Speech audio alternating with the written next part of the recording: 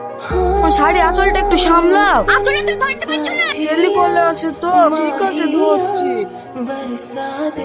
এখনো সময় আছে ভাই, বাঁচতে চাইলে বি করিসনি। সেদিন থেকে আমার বি ঠিক হয়েছে, সেদিন থেকে আমার পেছনে লেগে আছি। বি করিসনি, ঘুরে বাড়ি চ। তোদের মতো আমি কাপুরুষ না।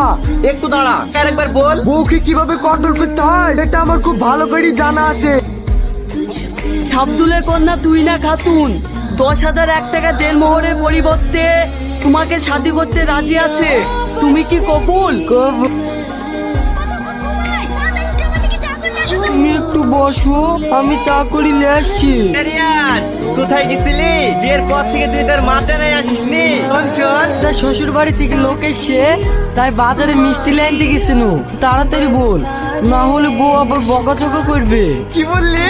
দাঁড়া। বউকে কিভাবে কন্ট্রোল করতে হয় সেটা আমার খুব ভালো করে জানা আছে। কথা কি বলবো